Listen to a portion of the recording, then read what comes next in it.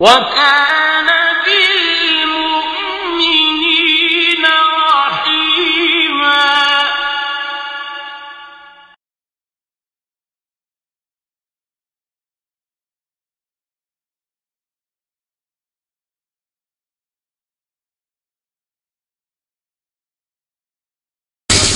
وأشهد أن محمدا عبده ورسوله. أما بعد فأعوذ بالله من الشيطان الرجيم. بسم الله الرحمن الرحيم. الحمد لله رب العالمين. رب اشرح لي صدري ويسر لي أمري واحلل عقدة من لساني يفقهوا قولي. رب زدني علما. رب أرني حقائق الأشياء. അഭിവന്ദ്യരായ അധ്യക്ഷൻ, വേദിയിലിരിക്കുന്ന എൻ്റെ സഹപ്രവർത്തകരെ, ബഹുമാനമുള്ള ശ്രോതാക്കളെ, നാട്ടുകാരെ, അസ്സലാമു അലൈക്കും വറഹ്മത്തുള്ളാഹി വബറകാതുഹു. ഇവിടെ ഞങ്ങൾക്കെതിരിൽ പ്രസംഗിച്ച വ്യക്തി ഹസ്രത്ത് മിർസ ഗുലാം അഹ്മദുൽ ഖാദിയാനി അലൈഹിസ്സലാമയുടെ വാദത്തെ സംബന്ധിച്ച് പറഞ്ഞത്, അദ്ദേഹം മുജദ്ദിദാണെന്ന് വാദിച്ചു, അദ്ദേഹം മസീഹ് ഇബ്നു മറിയമാണെന്ന് വാദിച്ചു, അദ്ദേഹം മസീഹ് മഊദാണെന്ന് വാദിച്ചു, അദ്ദേഹം മഹ്ദിയാണെന്ന് വാദിച്ചു, അദ്ദേഹം ലോക ഗ്രന്ഥങ്ങളിൽ പറഞ്ഞിട്ടുള്ള എല്ലാവരുമാണെന്ന് വാദിച്ചു എന്ന രീതിയിലാണ്. അങ്ങനെ തന്നെയാണല്ലോ എതിരിൽ പ്രസംഗിക്കുമ്പോഴത്തേക്ക് അവർ പറയേണ്ടതും.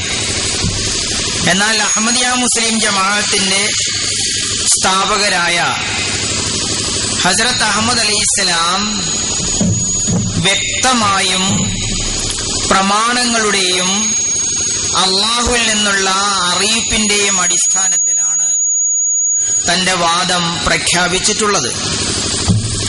ഹിജറ 1250 ശവ്വാൽ മാസം 14 1835 ഫെബ്രുവരി 13 ജുമുഅ ദിവസം സുബൈ നമസ്കാരത്തിന് ശേഷം ഖാദിയാനിലാണ് ഹസ്രത്ത് മിർസ ഗുലാം അഹ്മദുൽ ഖാദിയാനി അലൈഹിസ്സലാം ജനിച്ചത്.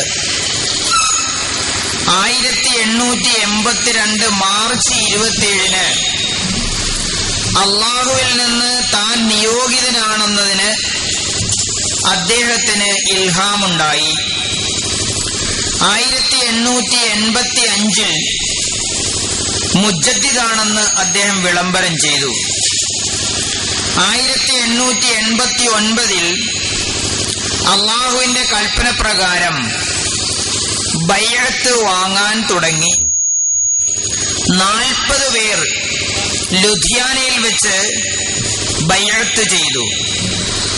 ഈ കാലത്ത് തന്നെയായിരുന്നു മഹദിയാണെന്നും അദ്ദേഹം വാദിച്ചത്. കുല്ലു ബറക്കത്തിൻ മിൻ മുഹമ്മദിൻ ഫതബാറക മൻ അല്ലമ വതഅല്ലം. എല്ലാ അനുഗ്രഹങ്ങളും മുഹമ്മദ് സല്ലല്ലാഹു അലൈഹി വഅലിഹി വസല്ലം മുഖേനയാണ് ലഭിച്ചിട്ടുള്ളത്. അതുകൊണ്ട് മുഅല്ലിമും, അതായത് റസൂലുള്ളാഹി സല്ലല്ലാഹു അലൈഹി വസല്ലം അനുഗ്രഹീതൻ, മുതഅല്ലിമും, അതായത് മിർസാ ഗുലാം മുഹമ്മദുൽ ഖാദിയാനി അലൈഹിസ്സലാമും അനുഗ്രഹീതൻ. ഈ ഇൽഹാമ് അദ്ദേഹത്തിനുണ്ടായതാണ്. താരീഖെ അഹമ്മദിയത്ത് വാള്യം 1 പേജ് 200. അഹമ്മദിയ മുസ്ലിം ജമാഅത്തിന്റെ ഉദ്ദേശത്തെ സംബന്ധിച്ച് ആ മഹാത്മാവ് പറഞ്ഞു, ഇന്ന് നിലവിലുള്ള മതങ്ങളിൽ അള്ളാഹുവിന്റെ ഇഷ്ടമനുസരിച്ച് വിശുദ്ധ ഖുർആൻ കൊണ്ടുവന്ന മതം ഒന്ന് മാത്രമാണ് സത്യമെന്നും മോക്ഷത്തിന്റെ വീട്ടിൽ കടക്കുന്നതിനുള്ള വാതിൽ ലാ ഇലാഹ ഇല്ലല്ലാഹു മുഹമ്മദുർ റസൂലുള്ളാഹി ആണെന്നുമുള്ള സന്ദേശം അള്ളാഹുവിന്റെ സൃഷ്ടികൾക്ക് എത്തിച്ചു കൊടുക്കുന്നതിന് വേണ്ടിയാണ് ഈ വിനീതൻ അയക്കപ്പെട്ടിട്ടുള്ളത്. സദ്സാല താരീഖെ അഹമ്മദിയത്ത് പേജ് 89.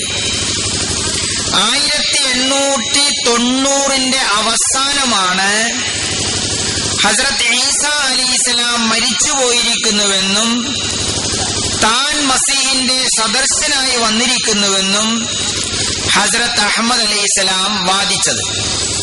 ഇപ്പൊ വളരെ സ്പഷ്ടമായിട്ടാണ് അഹമ്മദിയ ജമാഅത്ത് മിർസാ ഗുലാം മുഹമ്മദുൽ ഖാദിയാനി അലൈഹിസ്സലാമയുടെ വാദം ജനസമക്ഷം സമർപ്പിക്കുന്നത്.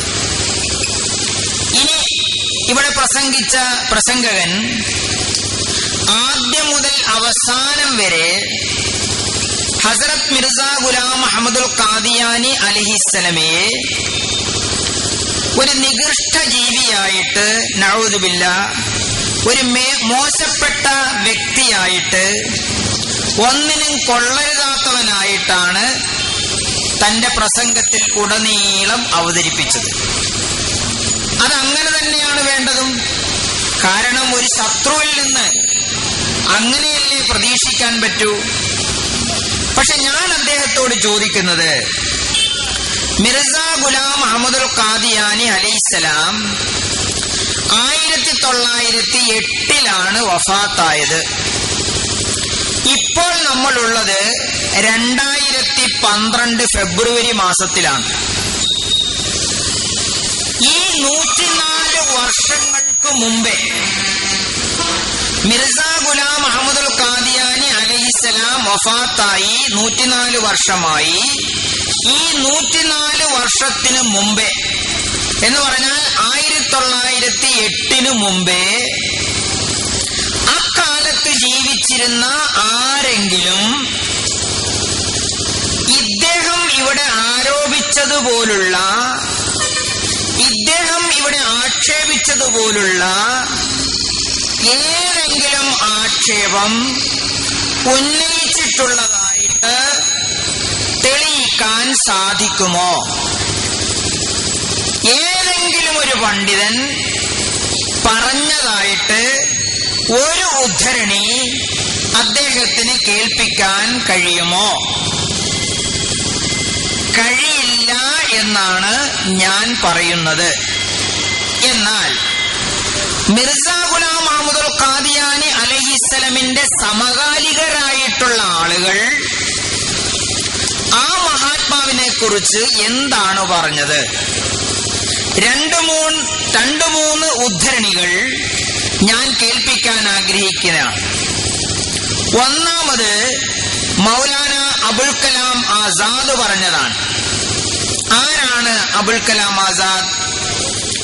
ഇന്ത്യയുടെ ആദ്യത്തെ വിദ്യാഭ്യാസ മന്ത്രിയും സ്വാതന്ത്ര്യ സമര സേനാനിയും വിശുദ്ധ ഖുർആന്റെ ഇംഗ്ലീഷ് വിവർത്തകനും അൽ ഹിലാൽ അൽ ബലാഗ് എന്നീ പത്രങ്ങളുടെ ഒരേ സമയം എഡിറ്ററും എല്ലാത്തിനേക്കാളും ഉപരി ഹസ്രത്ത് മിർസ ഗുലാം മുഹമ്മദുൽ ഖാദിയാനി അലൈഹിസ്സലാമിന്റെ സമകാലികനുമായ മൗലാന അബുൽ കലാം ആസാദ്.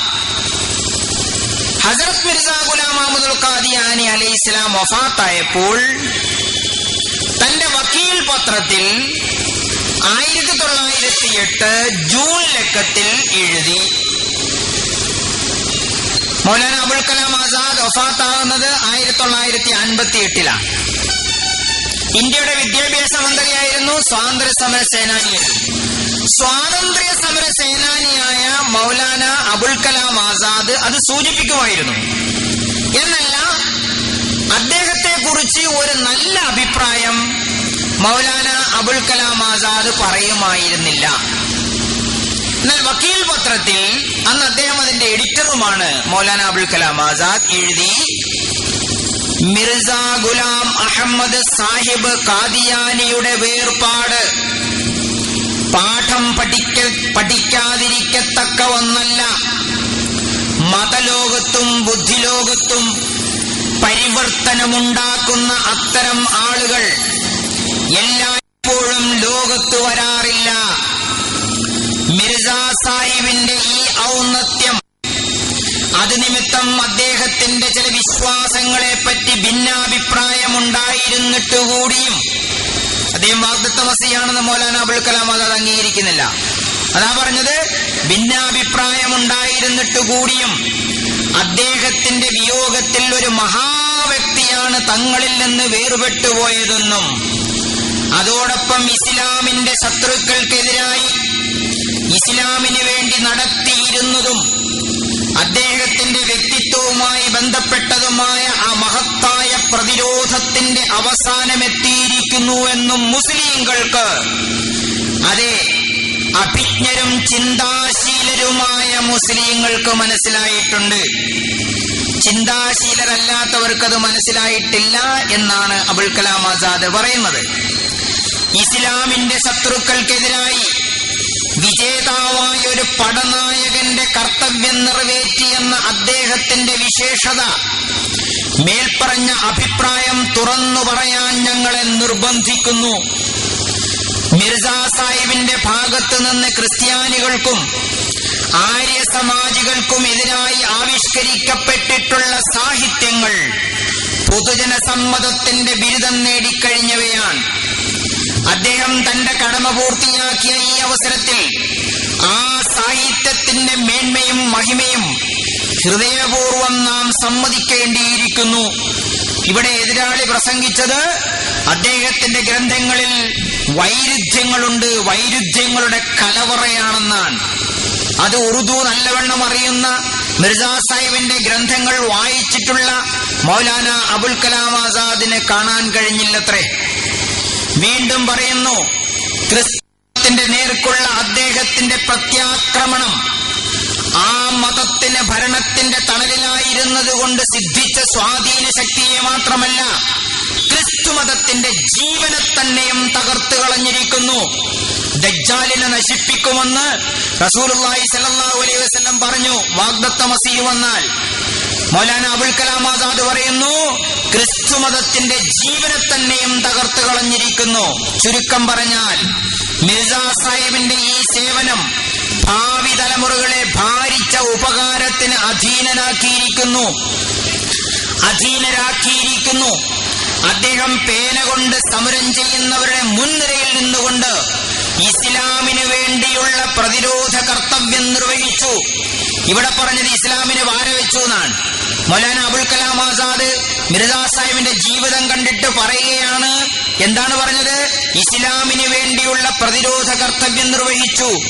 മുസൽമാന്മാരുടെ സ്ഥിരകളിൽ ജീവരക്തം നിലനിൽക്കുന്നിടത്തോളം കാലവും ഇസ്ലാമിനെ സഹായിക്കാനുള്ള ആവേശം അവരുടെ സാമൂഹിക ലക്ഷണത്തിന്റെ തലക്കെട്ടായി കണക്കാക്കപ്പെടുന്നിടത്തോളം കാലവും വിലമതിക്കപ്പെടുന്ന സാഹിത്യമാണ് അദ്ദേഹം തന്റെ സ്മരണയ്ക്കായി വിട്ടും വെച്ചുപോയത്. ആ ഗ്രന്ഥത്തിൽ നിന്നാണ് ഇദ്ദേഹം മൂത്രവാർച്ചയെ കുറിച്ച് പറയുന്നത് എന്നും നമ്മൾ ഓർക്കണം. അത് മൗലാന അബുൽ കലാം ആസാദ് കണ്ടിട്ടില്ല, ഇദ്ദേഹമാണ് അത് കണ്ടുപിടിച്ചതെന്നാണ് അദ്ദേഹത്തിന്റെ വിചാരം. ഇനി നോക്കുക, ഇതിനും പുറമെ ആര്യ സമാജക്കാരുടെ വിഷപ്പല്ലുകൾ തകർത്തുകൊണ്ട് മിർസാ സാഹിബ് ഇസ്ലാമിന് പ്രത്യേകമായ സേവനം കാഴ്ചവെച്ചിട്ടുണ്ട്. ഭാവിയിൽ നമ്മുടെ പ്രതിരോധത്തിന്റെ പ്രവർത്തനം എത്ര തന്നെ വിപുലമായിരുന്നാലും ആര്യ സമാജകൾക്കെതിരായുള്ള അദ്ദേഹത്തിന്റെ കൃതികളെ അഖണ്ഡ്യമാക്കുക സാധ്യമല്ലെന്നുള്ള വാദത്തിന് ആ കൃതികൾ തന്നെ പ്രത്യക്ഷമായ തെളിവാണ്. അദ്ദേഹം വലിയൊരാളായിരുന്നു. അദ്ദേഹത്തിന്റെ പേന ആഭിചാരവും നാവ് മന്ത്രവാദവുമായിരുന്നു. അദ്ദേഹം ബുദ്ധിപരമായ അത്ഭുതങ്ങളുടെ കേദാരമായിരുന്നു. അദ്ദേഹത്തിന്റെ ദൃഷ്ടി വിപ്ലവാത്മകവും ശബ്ദം പ്രളയ കാഹളവുമായിരുന്നു. അദ്ദേഹത്തിന്റെ വിരലുകളിൽ പരിവർത്തനത്തിന്റെ കമ്പികൾ കോർക്കപ്പെട്ടിരുന്നു. അദ്ദേഹത്തിന്റെ 2 മുഷ്ടികൾ വിദ്യുത് ശക്തിയുടെ 2 ബാറ്ററികളായിരുന്നു. അദ്ദേഹം മതലോകത്തിന് 30 വർഷക്കാലം ഭൂകമ്പവും കൊടുങ്കാറ്റുമായിരുന്നു. അദ്ദേഹം ഖിയാമത്തിന്റെ കാഹളമായി കൊണ്ട് ഉറങ്ങിക്കിടക്കുകയായിരുന്നവരെ ഉണർത്തിക്കൊണ്ടിരുന്നു. അദ്ദേഹം ഇതാ വെറും കൈയോടെ മടങ്ങിപ്പോയിരിക്കുന്നു. മിർസാ സാഹിബ് മരിച്ചപ്പോൾ മൗലാന അബുൽ കലാം ആസാദ് എഴുതുകയാണ്, ഇന്ത്യ എന്ന മതങ്ങളുടെ പ്രദർശനശാലയാണ്. ചെറുതും വലുതുമായ അനേകം മതങ്ങൾ ഇവിടെ കാണാൻ കഴിയും. അവയെല്ലാം അന്യോന്യം മത്സരിച്ചുകൊണ്ട് അവയുടെ അസ്തിത്വം പ്രഖ്യാപിച്ചുകൊണ്ടിരിക്കുകയും ചെയ്യുന്നു. ലോകത്തെവിടെയും ഇതിനൊരു തുല്യത കാണാൻ കഴിയുകയില്ല. താൻ ഈ മതങ്ങൾക്കെല്ലാം വിധികർത്താവും നീതിമാനുമാണെന്നാണ് മിർസാ സാഹിബ് വാദിച്ചിരുന്നത്. എന്നാൽ ഒരു കാര്യത്തിൽ സംശയമില്ല, ഈ വിവിധ മതങ്ങൾക്കെതിരായി ഇസ്ലാമിന്റെ മേന്മ സ്ഥാപിക്കുന്ന കാര്യത്തിൽ അദ്ദേഹത്തിന് പ്രത്യേകമായ പാടവമുണ്ടായിരുന്നു. ഇത് അദ്ദേഹത്തിന്റെ സ്വാഭാവികമായ സാമർത്ഥ്യത്തിന്റെയും പഠനവാഞ്ഛയുടെയും ഫലമാണ്. തന്റെ ഐശ്വര്യേച്ഛ ഈ വിധം മതപഠനത്തിന് വേണ്ടി വിനിയോഗിച്ച ഇത്ര ഉത്കൃഷ്ടനായ ഒരു വ്യക്തി ഇന്ത്യയിലെ മതരംഗത്തിൽ ഭാവിയിലുണ്ടാകുമെന്ന് ആശിക്കാൻ നിവൃത്തിയില്ല എന്ന് മൗലാന അബുൽ കലാം ആസാദ് മിർസാ ഗുലാം അഹമ്മദുൽ ഖാദിയാനി അലൈഹിസ്സലാമയുടെ സമകാലികൻ മിർസാ സാഹിബ് വഫാത്തായപ്പോൾ എഴുതിയെങ്കിൽ 104 വർഷങ്ങൾക്ക് ശേഷം ജനിച്ച, ഇവിടെ വന്ന് പ്രസംഗിച്ച ഈ സലഫി പറഞ്ഞതാണോ നമ്മൾ വിശ്വസിക്കേണ്ടത് എന്ന് ചിന്തിക്കുക സഹോദരന്മാരെ. ഈ നോക്ക്, മുജാഹിദുകളുടെ അനിഷേധ്യ നേതാവ് മുഹമ്മദ് ഹുസൈൻ ബട്ടാലവി മിർസാ സാഹിബിനെ കുറിച്ച് പറയുന്നു, ഞങ്ങളുടെ അഭിപ്രായത്തിൽ ഈ ഗ്രന്ഥം, അതായത് ബറാഹീനെ അഹമ്മദിയ എന്ന ഗ്രന്ഥത്തെ സ്തുതിച്ചുകൊണ്ട് മുഹമ്മദ് ഹുസൈൻ ബട്ടാലവി പറയുകയാണ്, ഞങ്ങളുടെ അഭിപ്രായത്തിൽ ഈ ഗ്രന്ഥം ഈ കാലത്ത് ഇന്നത്തെ പരിതസ്ഥിതികളുടെ വെളിച്ചത്തിൽ ഇസ്ലാമിൽ ഇന്നേ വരെ പ്രസിദ്ധം ചെയ്യപ്പെട്ടിട്ടില്ലാത്ത വിധം അതുല്യമായ ഒരു ഗ്രന്ഥമാകുന്നു. ഭാവിയെപ്പറ്റി പറയുക വയ്യ. ധനം കൊണ്ടും ദേഹം കൊണ്ടും പേന കൊണ്ടും നാവ് കൊണ്ടും പ്രവൃത്തി കൊണ്ടും വാക്കുകൊണ്ടും ഇസ്ലാമിന് വേണ്ടി ഈ ഗ്രന്ഥകർത്താവിനെ പോലെ സേവനം ചെയ്തിട്ടുള്ളവർ പൂർവിക മുസ്ലിങ്ങളിൽ പോലും വളരെ വിരളമായേ കാണപ്പെടുകയുള്ളൂ. ഞങ്ങളുടെ ഈ വാക്കുകളെ, മുജാഹിദുകളുടെ നേതാവാണ് ഈ പറയുന്നത്. ഇവിടെ പ്രസംഗിച്ച ആളുടെ നേതാവാണ്. ഉപ്പാപ്പാന്റെ ഉപ്പാപ്പ എന്ന് വേണമെങ്കിൽ പറയാം. ഞങ്ങളുടെ ഈ വാക്കുകളെ ഏഷ്യക്കാരുടെ അതിശോക്തിയായി ആരെങ്കിലും കരുതുന്നുവെങ്കിൽ ഇസ്ലാമിന്റെ ശത്രുക്കളെ, പ്രത്യേകിച്ചും ആര്യ സമാജത്തെയും ബ്രഹ്മസമാജത്തെയും, മൗലാന അബുൽ കലാം ആസാദ് പ്രത്യേകം പറഞ്ഞവരെ ക്രിസ്ത്യാനികളെയും ആര്യ സമാജത്തെയും ബ്രഹ്മസമാജത്തെയും ഇത്രയും ശക്തിയുക്തം എതിരിട്ടിട്ടുള്ള ഒരൊറ്റ ഗ്രന്ഥമെങ്കിലും അവർ കാണിച്ചു തരട്ടെ. ധനം കൊണ്ടും ദേഹം കൊണ്ടും തൂലിക കൊണ്ടും നാവ് കൊണ്ടും സർവോപരി ജീവിത രീതി കൊണ്ടും ഇസ്ലാമിന്റെ ശത്രുക്കളെയും ഇൽഹാമിന്റെ നിഷേധികളെയും എതിർക്കുകയും സംശയാലുക്കളെ തന്റെ അടുക്കൽ വന്ന് അനുഭവ സാക്ഷ്യം സ്വീകരിച്ചു കൊള്ളുവാൻ ആണത്തത്തോടെ ആഹ്വാനം ചെയ്യുകയും ഇതര സമുദായക്കാർക്ക് ഈ അനുഭൂതികളെ അഭിരുചിപ്പിക്കുകയും ചെയ്തിട്ടുള്ള 3-4 ആളുകളെ ചൂണ്ടിക്കാണിച്ചു തരികയും ചെയ്യട്ടെ. ഇശാഅത്ത് സുന്ന പുസ്തകം 6 ലക്കം 6 ഭാഗം 169-170. ഇനി മിർസാ സാഹിബ് വഫാത്തായപ്പോൾ കേഴ്സൺ ഗസറ്റ് എന്ന പത്രത്തിന്റെ എഡിറ്റർ മിർസാ ഹൈറത്ത് ദഹ്ലവി, മിർസ എന്ന് കേൾക്കുമ്പോൾ സംശയിക്കേണ്ട, മിർസാ സാഹിബിന്റെ കുടുംബത്തിൽപ്പെട്ട ആളല്ല. മിർസാ ഹൈറത്ത് ദഹ്ലവി 1908 ജൂൺ 1 എഴുതി, ആര്യ സമാജികൾക്കും ക്രിസ്ത്യാനികൾക്കുമെതിരെ ഇസ്ലാമിന് വേണ്ടി പരേതം ചെയ്ത ആ ഉന്നതമായ സേവനങ്ങൾ അത് സത്യവും ഒരുപാട് സ്തുതിക്കർഹവുമാണ്. അദ്ദേഹം സംവാദ നിറം തന്നെ തികച്ചും മാറ്റിക്കളഞ്ഞു.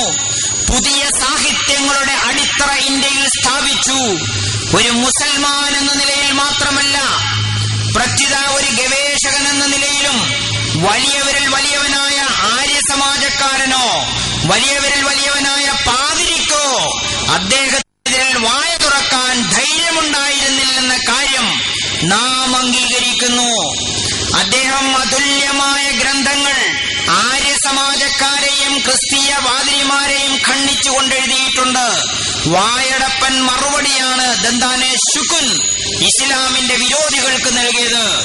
ഇന്നുവരെ ബുദ്ധിപരമായ നിലയിൽ അതിനുള്ള മറുപടിയൊന്നും നാം കണ്ടിട്ടില്ല. ആര്യമതക്കാർ അങ്ങേയറ്റം സംസ്കാരശൂന്യമായി ഇസ്ലാമിന്റെ മതഗുരുക്കന്മാരെയും ഇസ്ലാമിക നിയമങ്ങളെയും ചീത്ത പറഞ്ഞു. എന്നാൽ അദ്ദേഹത്തിന്റെ തൂലികയ്ക്ക് എത്രമാത്രം ശക്തിയാണുണ്ടായിരുന്നതെന്നാൽ, ഇന്ന് മുഴുവൻ പഞ്ചാബിലുമെന്നല്ല മുഴുവൻ ഇന്ത്യയിലും ഇത്ര ശക്തമായി എഴുതുന്ന ആരുമില്ല. ആകർഷണീയവും ശക്തവുമായ വാക്കുകളുടെ ഒരു കൂമ്പാരം അദ്ദേഹത്തിന്റെ ബുദ്ധിയിൽ നിറഞ്ഞിരുന്നു.